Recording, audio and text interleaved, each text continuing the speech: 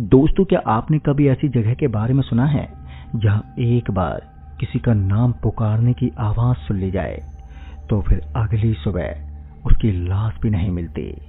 जी हां दोस्तों, नोएडा के सेक्टर 39 के इसी कब्रिस्तान में एक रात 3 दोस्त एक लापता लड़के को ढूंढने पहुंचे थे। लेकिन वहां उन्होंने एक ऐसी कब्र देखी जिसके अंदर से बचाओ बचाओ की आवाज आ रही थी। और जैसे ही उन्होंने पीछे मुड़कर देखा तो सफेद साड़ी में खड़ी एक औरत बिना पैर हिलाए उनकी तरफ सरकती आ रही थी। तो आखिर दोस्तों, क्या है इस पूरी खौफनाक घटना की सच्चाई? चलिए जानते हैं आज की इस वीडियो में। नमस्कार दोस्तों, मैं हूं आप सभी का दोस्त राजकुमार। चैनल पर नए हैं तो चैनल को आप सब्सक्राइब जरूर कर लें और साथ ही वीडियो को लाइक करके नीचे कमेंट बॉक्स में अपना प्यार जरूर दें। तो चलिए जान लेते हैं आज की ये पूरी कहानी। दोस्तों, ये घटना है साल 2011 की, जब नोएडा के एक पुराने इंजीनियरिंग हॉस्टल में सुशील, अरविंद और प्रेम नाम के 3 दोस्त रहने के लिए आए थे। वो तीनों पढ़ाई के साथ साथ हर काम में एक दूसरे की मदद करते थे। वहीं हॉस्टल के पीछे कुछ दूरी पर नोएडा सेक्टर 39 का एक पुराना कब्रिस्तान भी था, जिसके बारे में उन्हें तरह तरह की बातें सुनने को मिलती थी। कुछ लोग कहते थे कि वहां रात में अजीब सी आवाजें सुनाई देती हैं, जबकि कुछ लोगों का दावा था कि उन्होंने वहां सफेद कपड़ों में किसी औरत को भटकते हुए देखा है। हालांकि हॉस्टल के अधिकांश छात्र इन सभी बातों को महज एक अफवाह समझते थे। फिर ऐसे ही एक दिन हॉस्टल का एक जूनियर छात्र, जिसका नाम रवि था, वो अचानक ही गायब हो गया। यहां तक कि उसके मोबाइल फोन पर भी बात नहीं हो पा रही थी। पहले तो सभी को लगा कि शायद वो किसी दोस्त के यहाँ पर चला गया होगा, लेकिन दोस्तों रात होने तक जब वो घर नहीं लौटा तो सभी छात्रों में हड़कंप मच गया, जिस वजह से वार्डन ने तुरंत ही सभी छात्रों की एक टीम बनाकर उसे ढूंढने का फैसला किया। हॉस्टल के आसपास के इलाके में अलग अलग टीम भेजी गई। इधर सुशील, अरविंद और प्रेम भी रवि की तलाश में हॉस्टल से बाहर निकल गए। ढूंढते हुए करीब रात के 10:30 बजे वे तीनों हॉस्टल के पीछे वाले एक सुनसान रास्ते पर पहुंचे, जहां पर टॉर्च की रोशनी में उन्हें मिट्टी पर जूतों के कुछ निशान दिखाई पड़े। देखने से वो निशान ऐसे लग रहे थे जैसे कि कोई जल्दी जल्दी भागते हुए उस रास्ते से गुजरा हो। उन तीनों को शक हुआ कि शायद ये निशान रवि के ही हो सकते हैं, जिस वजह से वो तीनों उन निशानों का पीछा करते हुए आगे की तरफ बढ़ने लगे। फिर कुछ देर के बाद उन्हें एहसास हुआ कि वे सीधे सेक्टर 39 के कब्रिस्तान की ओर जा रहे हैं। लेकिन उस समय वापस लौटना उन्हें बिल्कुल भी सही नहीं लगा, क्योंकि वे एक लापता छात्र की तलाश जो कर रहे थे। इसलिए वो तीनों कब्रिस्तान के एक टूटे हुए लोहे के गेट को पार करके अंदर घुस गए। और जैसे ही वो अंदर घुसे तो उन्होंने अपने आसपास का नजारा देखा तो कब्रिस्तान के अंदर एक अजीब सा सन्नाटा छाया हुआ था। वहां की हवा भी बिल्कुल बंद थी और तो और कब्रिस्तान में खड़े पेड़ भी बिल्कुल शांत और स्थिर खड़े थे। लेकिन दोस्तों, फिर भी ना जाने क्यों ऐसा लग रहा था कि जैसे कोई धीमी फुसफुसाहट उनके चारों तरफ फैल रही हो। लेकिन जैसे जैसे वे अंदर बढ़ते गए तो कब्रिस्तान का वातावरण और भी भारी होता गया। इससे पहले वे और आगे बढ़ते कि तभी प्रेम की नजर एक पुरानी कब्र पर पड़ी, जिसके ऊपर ताजी मिट्टी बिखरी हुई थी। उस मिट्टी को देखने से ऐसा लग रहा था मानो किसी ने कुछ घंटों पहले वहां पर खुदाई की हो। अभी वो तीनों उस खुदी हुई कब्र को निहार ही रहे थे कि तभी उन्हें किसी इंसान की आवाज सुनाई दी, बचाओ। दोस्तों, ये आवाज बहुत धीमी थी, लेकिन उन तीनों को साफ साफ सुनाई दे रही थी। इस आवाज से उन तीनों को लग रहा था कि यह आवाज रवि की ही है और शायद रवि यहीं कहीं पास में फंसा हुआ है, जिस वजह से वो तीनों उस आवाज की तरफ दौड़े। लेकिन जब वे उस जगह पर पहुंचे तो वहां पर कोई भी मौजूद ही नहीं था, पर वहां पर सिर्फ एक विशाल बरगद का पेड़ खड़ा था, जहां पर सिर्फ सन्नाटे के सिवाय कुछ भी नहीं था। और जब अरविंद ने नीचे जमीन की तरफ देखा तो वो एक पल को घबरा गया। दरअसल दोस्तों, उस बरगद के पेड़ के नीचे की मिट्टी पर 3 गोल गोल निशान बने हुए थे उन गोलों से ऐसा लग रहा था जैसे कि वर्षों से कोई एक ही जगह पर खड़ा रहा हो। तभी अरविंद ने टॉर्च की रोशनी उन निशानों पर डाली ही थी कि तभी अचानक से उसकी टॉर्च टिमटिमाने लग गई और फिर देखते ही देखते वो पूरी तरह से बंद हो गई। फिर उसी पल पीछे कहीं से दौड़ते हुए कुछ कदमों की आवाज सुनाई दी। ऐसा लग रहा था जैसे कोई बहुत तेजी से उनकी ओर दौड़कर आ रहा हो, जिस वजह से उन तीनों ने घबराकर पीछे की तरफ देखा और जैसे वो पीछे पलटे तो वहां कोई भी मौजूद नहीं था सिवाय काले अंधेरे के। और उसी अंधेरे के बीच उन्हें कुछ पल के लिए ऐसा लगा कि कब्रों के बीच कोई सफेद साड़ी में खड़ी उन्हें घूर रही है। इससे पहले वो तीनों कुछ करते कि देखते ही देखते वो सफेद साड़ी वाली गायब हो गई। उसे ऐसे गायब होता देख अब उन तीनों के दिल में एक भयानक डर बैठ गया और वो डरते हुए तेजी से कब्रिस्तान से बाहर निकले और वो हॉस्टल लौट आए। लेकिन दोस्तों, उस रात के बाद उनके साथ अब एक अजीब सी घटना घटने लगी। वो ये थी कि प्रेम का व्यवहार अब धीरे धीरे बदलने लगा था। उसे हर रात किसी औरत के रोने की आवाज सुनाई देने लगी और सबसे अजीब बात यह थी कि अगले दिन सुबह जब वो उठा तो उसकी गर्दन के पीछे मिट्टी से बना एक छोटा सा गोल निशान दिखाई दिया। ये वही निशान था जो उन्होंने रात के वक्त उस बरगद के पेड़ के नीचे देखा था। लेकिन प्रेम को बिल्कुल भी याद नहीं था कि आखिर वो निशान आया तो आया कहां से। दोस्तों, अब उस कब्रिस्तान वाली घटना को 3 दिन बीत चुके थे, लेकिन प्रेम का व्यवहार अब पहले जैसा नहीं रहा था। पहले जहां वो हर समय हंसी मजाक करता था, तो वहीं अब वो अक्सर चुप रहने लगा था। क्लास में उसका ध्यान नहीं लगता था और कई बार वो घंटों तक खिड़की के बाहर किसी एक जगह को घूरता ही रहता था। सुशील और अरविंद ने कई बार उससे पूछा भी कि आखिर बात क्या है, लेकिन प्रेम हर बार यही कहता कि उसे रात में ठीक से नींद नहीं आती है। यानी कि वो असल बात उनसे छिपा रहा था, क्योंकि कब्रिस्तान से लौटने वाली रात के बाद से उसे हर रात एक ही सपना दिखाई दे रहा था। सपने में वो खुद को नोएडा सेक्टर 39 के उसी कब्रिस्तान में खड़ा पाता जहां चारों तरफ घना अंधेरा होता। बरगद का वही विशाल पेड़ उसके सामने खड़ा रहता और पेड़ के नीचे सफेद कपड़ों में एक औरत उसकी ओर पीठ किए खड़ी होती और इसी तरह हर रात वो औरत धीरे धीरे उसकी तरफ मुड़ने लगती। लेकिन दोस्तों, जैसे उसका चेहरा दिखाई देने वाला होता कि प्रेम की नींद खुल जाती। शुरुआत में तो उसने इसे एक सामान्य सपना ही समझा था, लेकिन दोस्तों, चौथी रात कुछ ऐसा हुआ जिसने उसके होश उड़ा दिए, क्योंकि रात के लगभग 2 बजे प्रेम की अचानक ही आंख खुल गई। उसके कमरे में एक अजीब सी ठंडक फैली हुई थी। वो ऐसी ठंड थी जैसे कि दिसंबर की रातों में भी महसूस नहीं होती। तभी प्रेम ने करवट बदली और जब आंख खोलकर देखा तो कमरे की खिड़की पूरी तरह से खुली हुई थी। हालांकि सोने से पहले उसने वो खिड़की खुद से ही बंद की थी, लेकिन तभी वो उठकर खिड़की बंद करने गया, पर जैसे उसने बाहर झांका तो उसका शरीर वहीं जम गया, क्योंकि हॉस्टल के मैदान के बीचों बीच कोई चुपचाप खड़ा हुआ था, वो भी सफेद कपड़ों में, बिल्कुल शांत। और तो और उसकी नजर सीधे प्रेम के कमरे की तरफ ही थी, जिस वजह से प्रेम ने घबराकर अपनी आंखें मली, लेकिन वो अब भी वहीं पर खड़ी हुई थी। तभी अचानक ही मैदान में ऐसा लगा जैसे एक बल्ब टिमटिमाया हो और उसके अगले ही पल वो गायब हो गई, जिस वजह से प्रेम पूरी रात सो नहीं पाया। फिर अगली सुबह उसने ये बात किसी को नहीं बताई, लेकिन उसी दिन से हॉस्टल में अब अजीब सी घटनाएं शुरू होने लगी।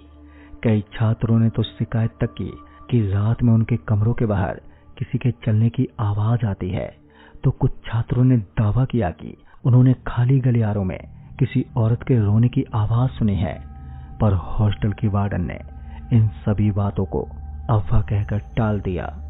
लेकिन दोस्तों, उसी रात एक और घटना हुई जो बेहद ही खौफनाक थी। रात के करीब 3 बजे सुशील की नींद अचानक ही खुल गई। उसे ऐसा लगा जैसे सामने वाले कमरे से कोई भारी चीज घसीटने की आवाज आ रही हो। जिस वजह से वो उठकर बाहर निकला और जब उसने उस आवाज की तरफ ध्यान दिया तो पता चला कि वो आवाज प्रेम के कमरे की तरफ से आ रही है। तो सुशील ने उसके कमरे का दरवाजा खटखटाया, लेकिन उसे कोई जवाब नहीं मिला। तभी उसने एक बार और कोशिश की, लेकिन अब भी कोई जवाब नहीं था। और जब उसे कोई जवाब नहीं मिला तो उसने धीरे से दरवाजे को धक्का दिया तो वो दरवाजा खुल गया। लेकिन अब अंदर जो उसने देखा तो उससे तो उसके पैरों तले जमीन खिसक गई। दरअसल दोस्तों, प्रेम कमरे के बीचों बीच खड़ा था और उसकी आंखें बंद थी और वो किसी अनजानी भाषा में कुछ बड़बड़ा रहा था। उसके चारों तरफ फर्श पर मिट्टी फैली हुई थी, बिल्कुल वैसी ही मिट्टी जैसे कि कब्रिस्तान की कब्रों पर होती है। तभी सुशील ने घबराकर उसका कंधा पकड़ा तो उसी क्षण प्रेम की आंखें खुल गई, लेकिन कुछ सेकंड के लिए उसकी आंखों की पुतलियां पूरी तरह सफेद दिखाई दी थी और फिर उसके बाद सब कुछ नॉर्मल हो गया। तभी प्रेम अचानक से बेहोश होकर फर्श पर नीचे गिर पड़ा और जब उसे होश आया तो उसे कुछ भी याद नहीं था। लेकिन दोस्तों, अगली सुबह अब एक और डरावनी बात सामने आ गई। वो ये थी कि प्रेम की गर्दन के पीछे बना छोटा सा निशान अब पहले से बड़ा हो चुका था और उसका आकार बिल्कुल उसी गोल चिन्ह जैसा था जो कि उन्होंने कब्रिस्तान के बरगद के पेड़ के नीचे देखा था। जिस वजह से अब सुशील और अरविंद को भी यकीन होने लगा था कि वो उस रात कब्रिस्तान में कुछ ऐसा हुआ था जो अभी खत्म ही नहीं हुआ है। लेकिन उन्हें ये मालूम नहीं था कि असली डर तो अभी शुरू ही हुआ है, क्योंकि दोस्तों, प्रेम के गर्दन पर बने उस रहस्यमय निशान को देखकर अब सुशील और अरविंद सचमुच में डर चुके थे और उन्हें समझ में नहीं आ रहा था कि आखिर कब्रिस्तान वाली रात के बाद प्रेम के साथ ऐसा क्या हो गया। हालांकि प्रेम खुद को नॉर्मल दिखाने की कोशिश तो करता था, लेकिन उसके चेहरे की रंगत दिन पे दिन पीली पड़ती जा रही थी। उधर हॉस्टल में भी अब अजीब सी घटनाएं बढ़ती जा रही थी। कई छात्रों ने शिकायत तक की कि देर रात उनके कमरों के दरवाजों पर कोई दस्तक देता है, लेकिन बाहर देखने पर कोई दिखाई नहीं देता। तो कुछ छात्रों ने ये तक भी कहा कि उन्होंने हॉस्टल की छत पर सफेद कपड़ों में किसी औरत को खड़े हुए देखा है। लेकिन इन सब घटनाओं के बीच एक रात हॉस्टल के सबसे पुराने चौकीदार राम किशन ने सुशील और अरविंद को अपने पास बुलाया। राम किशन पिछले 20 वर्षों से उसी हॉस्टल में काम कर रहा था और जब उसने प्रेम की गर्दन पर बना वो निशान देखा तो उसके चेहरे का रंग ही उड़ गया। फिर कुछ देर तक चुप रहने के बाद उसने कहा, यह पहली बार नहीं हुआ है। अब उसकी ये बात सुनकर वो दोनों दोस्त हैरान रह गए, जिसके बाद राम किशन ने एक ऐसा रहस्य बताया जिसके बारे में हॉस्टल में शायद ही कोई जानता था। दरअसल उस चौकीदार ने बताया कि लगभग 15 साल पहले सेक्टर 39 के उसी कब्रिस्तान के पास एक लड़की की रहस्यमय तरह से मौत हुई थी। कहा जाता है कि उसकी शादी होने वाली थी, लेकिन शादी से कुछ दिन पहले ही उसकी लाश बरगद के पेड़ के नीचे मिली थी, पर उसकी मौत कैसे हुई ये कभी पता ही नहीं चल पाया। लोगों का मानना था कि उसकी आत्मा को शांति ही नहीं मिली और वो उसी कब्रिस्तान में भटकने लगी है। शुरुआत में तो लोगों ने इन सब बातों पर विश्वास नहीं किया, लेकिन कुछ सालों के बाद कब्रिस्तान में जाने वाले कई लोग रहस्यमय तरह से गायब होने लगे, जिनमें से कुछ लौट कर भी आए, लेकिन जो लौट कर आए वो पहले जैसे नहीं रहे। उनकी याददाश्त बहुत कमजोर हो गई थी। वे अक्सर अकेले बैठकर किसी अदृश्य व्यक्ति से बातें करते रहते थे। और तो और सबसे डरावनी बात तो ये थी कि उन सभी लोगों के शरीर पर एक जैसा गोल निशान मिला था, बिल्कुल वैसा ही निशान जैसा कि अब प्रेम की गर्दन पर बन चुका था। दोस्तों, राम किशन की बातें सुनकर सुशील और अरविंद के रोंगटे खड़े हो गए, लेकिन असली झटका उन्हें उसी रात लगा। रात के लगभग 2:30 बजे प्रेम अचानक अपने बिस्तर से उठा। उसकी आंखें खुली हुई थी, लेकिन ऐसा लग रहा था जैसे वो सोते हुए चल रहा हो। वो धीरे धीरे अपने कमरे से बाहर निकला और जैसे वो बाहर निकला कि तभी सुशील और अरविंद ने चुपचाप से उसका पीछा करना शुरू कर दिया। प्रेम बिना रुके ही हॉस्टल के पिछले गेट की ओर बढ़ता चला गया। वहां पहुंचकर उसने बंद गेट को भी नहीं देखा, इसलिए वो सीधे उस रास्ते की ओर चल पड़ा जो कब्रिस्तान तक जाता था। उसकी चाल ढाल से ऐसा लग रहा था जैसे कोई अदृश्य शक्ति उसे अपनी ओर खींच रही हो। लेकिन सुशील और अरविंद डरते हुए उसके पीछे चलते रहे। फिर कुछ देर के बाद वे फिर उस बरगद के पेड़ के पास पहुंच गए, लेकिन इस बार वहां का दृश्य पहले से कहीं ज्यादा भयानक था। बरगद के नीचे कई मोमबत्तियां जल रही थी और जब उन्होंने आसपास ध्यान से देखा तो वहां पर कोई मौजूद ही नहीं था। वहां की हवा बिल्कुल शांत थी, लेकिन फिर भी मोमबत्तियों की लौ अजीब तरह से कांप रही थी। तभी प्रेम धीरे धीरे उस पेड़ के सामने जाकर खड़ा हो गया और फिर प्रेम ने अचानक ही किसी औरत की आवाज में बोलना शुरू कर दिया। लेकिन दोस्तों, वो आवाज प्रेम की नहीं थी, यानी कि वो किसी अजनबी स्त्री की आवाज थी, जिसे सुनते ही सुशील और अरविंद के पैरों तले जमीन खिसक गई। लेकिन प्रेम लगातार एक ही बात दोहरा रहा था कि उसे वापस लाओ। फिर पता नहीं कैसे अचानक ही बरगद के ऊपर बैठे सैकड़ों कौवे एक साथ जोर जोर से कांव कांव करने लगे और फिर उसी पल पेड़ के पीछे अंधेरे में एक सफेद सा कुछ दिखाई दिया जो धीरे धीरे प्रेम की ओर बढ़ रहा था। अब पहली बार सुशील और अरविंद को यकीन हो गया था कि प्रेम किसी साधारण बीमारी का शिकार नहीं हुआ था, बल्कि उसके साथ कुछ ऐसा हुआ था जिसका संबंध सीधा उस कब्रिस्तान और बरगद के पेड़ से था। लेकिन दोस्तों, वो सफेद चीज कौन थी और वो बार बार उसे वापस लाओ क्यों कह रही थी? इस सवाल का जवाब अब उन्हें जल्द ही मिलने वाला था। दोस्तों, उस बरगद के पेड़ के पास उस रात जो कुछ सुशील और अरविंद ने देखा था, उसके बाद से दोनों के लिए ये यकीन हो गया था कि प्रेम किसी अदृश्य शक्ति के वश में है। लेकिन उन्हें अभी भी ये समझ में नहीं आ रहा था कि आखिर वो बार बार उसे वापस लाओ किसके लिए बोल रहा है। लेकिन वहीं अगली सुबह प्रेम को रात की कोई भी बात याद नहीं थी। उधर उसकी हालत भी लगातार बिगड़ते जा रही थी। उसकी आंखों के नीचे बड़े बड़े काले घेरे पड़ चुके थे, यानी कि वो पहले से भी बहुत ज्यादा कमजोर दिखने लगा था। और सबसे डरावनी बात तो ये थी कि उसकी गर्दन पर बना वो गोल गोल निशान अब धीरे धीरे उसकी पीठ तक फैलने लगा था। फिर उसी दिन सुशील और अरविंद ने तय किया कि वे रवि की गुमशुदगी और कब्रिस्तान के रहस्य की सच्चाई पता करके रहेंगे।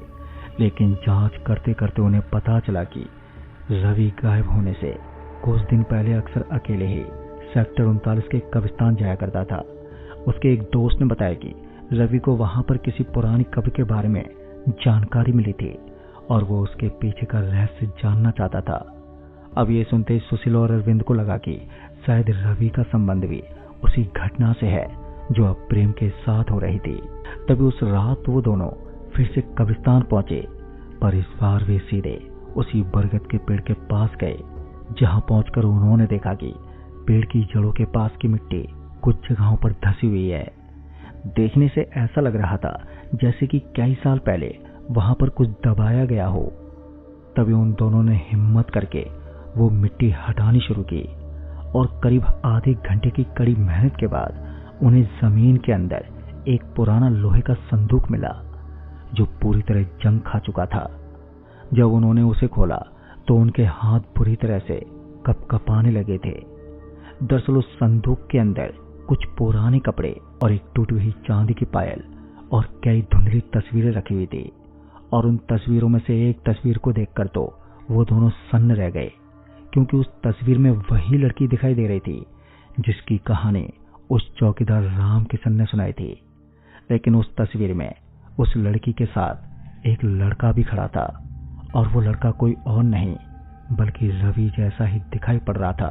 हालांकि वो तस्वीर कम से कम 15 साल पुरानी थी, लेकिन ये बात बिल्कुल असंभव थी, क्योंकि रवि तो अभी मुश्किल से 20 साल का था। फिर उसकी शक्ल उस तस्वीर में मौजूद उस लड़के से इतनी मिलती जुलती कैसे थी? वो दोनों अभी इस रहस्य को समझाने की कोशिश ही कर रहे थे कि अचानक ही पीछे से किसी के रोने की आवाज सुनाई देने लगी, जिसे सुनते ही वो दोनों चौंक गए। वो आवाज बिल्कुल किसी लड़की के जैसी थी। तभी धीरे धीरे वो रोने की आवाज एक तेज चीखों में बदलने लग गई और अगले ही पल चारों तरफ इतनी ठंडी हवाएं चलने लगी कि उन दोनों का शरीर कांप उठा और कांपते हुए ही उनकी नजर उस बरगद के पेड़ के तने पर गई तो उन्होंने देखा कि उस बरगद के तने पर कुछ उभरने लगा है। देखने से ऐसा लग रहा था जैसे किसी ने नुकीली चीज से पेड़ पर कोई शब्द लिख दिए हों। फिर कुछ ही सेकंड में वो शब्द साफ साफ दिखाई देने लगे और जब उस शब्द को पढ़ा तो उस पर लिखा हुआ था, वो लौट आया है। अब ये पढ़ते ही उन दोनों के चेहरे का रंग उड़ गया। तभी अचानक उन्हें महसूस हुआ कि कोई उनके पीछे खड़ा है, जिस वजह से वे दोनों धीरे धीरे पीछे की तरफ मुड़े और फिर जो उन्होंने देखा तो उससे उनके होश उड़ गए। क्योंकि दोस्तों उस अंधेरे में प्रेम खड़ा था, लेकिन वो नॉर्मल नहीं था। उसकी आंखें पूरी तरह सफेद हो चुकी थी, उसके होठों पर एक अजीब सी मुस्कान थी और उसकी आवाज में किसी और की आवाज का मिश्रण था। तभी प्रेम ने उन दोनों की ओर देखते हुए कहा कि तुमने उसे जगा दिया है। और इतना कहकर वो जोर जोर से हंसने लगा और फिर उसकी वो हंसी पूरे कब्रिस्तान में गूंजने लगी। फिर उसी पल उस कब्रिस्तान की कई पुरानी कब्रों के ऊपर लगी हुई मिट्टी अपने आप ही हिलने लगी, जैसे जमीन के नीचे कुछ जाग रहा हो। दोस्तों अब सुशील और अरविंद को समझ आ चुका था कि ये सिर्फ एक भटकती हुई आत्मा का मामला नहीं है, बल्कि बरगद के नीचे कोई ऐसा रहस्य दफन था जो वर्षों से सोया हुआ था और अब वो फिर से जाग चुका है। फिर दोस्तों उस बरगद के पेड़ के नीचे प्रेम को उस भयावह रूप में देखने के बाद सुशील और अरविंद किसी तरह उससे लेकर हॉस्टल वापस लौटे। लेकिन अब स्थिति उनके हाथों से निकल चुकी थी। लेकिन अब अगले 2 दिनों तक प्रेम की हालत लगातार बिगड़ती रही। कभी वो घंटों कमरे की दीवारों को घूरता रहता तो कभी आधी रात को उठकर किसी अनजानी भाषा में वो बातें करने लगता। हॉस्टल के कई छात्रों ने दावा किया कि उन्होंने प्रेम को एक ही समय में अलग अलग जगहों पर देखा था। कोई कहता है कि वो हॉस्टल की छत पर खड़ा था तो कोई कहता कि वो उसी समय मैदान में घूम रहा था। यानी कि धीरे धीरे पूरे हॉस्टल में डर फैलने लगा। फिर इसी बीच अमावस्या की वो रात भी आ गई। ये वही रात थी जिसके बारे में चौकीदार रामकिशन ने चेतावनी दी थी।